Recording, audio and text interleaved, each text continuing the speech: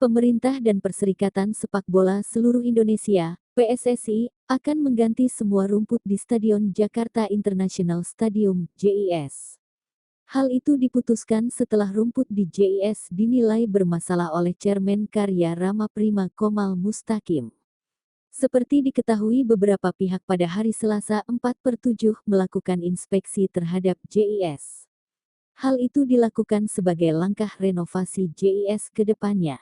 Hadir dalam kesempatan tersebut, Menteri PUPR, Basuki Hadimuljono, Ketua Umum PSSI, Erick Thohir, PJ Gubernur DKI Jakarta, Heru Budi Hartono, Wakil Ketua Umum PSSI, Ratu Tisha hingga Ketua Umum Jakmania, Diki Sumarno.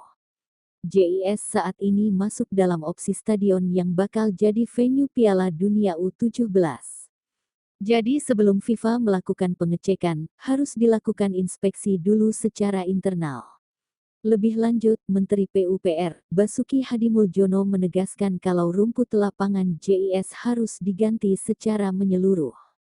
Setidaknya dana Rp6 miliar bakal digelontorkan untuk membenahi masalah rumput di JIS. Kondisi rumput sekarang, menurut evaluasi ahlinya yang juga mengevaluasi 22 dan termasuk yang memasang rumput GBK Asian Games, jelas tidak masuk standar FIFA kalau dengan di kondisi sekarang. Namun ada solusinya, kita akan ganti semua rumput tersebut. Aset nasional, stadium-stadium yang 22 jumlahnya itu memang sudah standar yang dimaui internasional, dan alhamdulillah hari ini mudah-mudahan ada solusi untuk supaya JIS menjadi stadion yang diusulkan ke FIFA untuk kejuaraan dunia U17.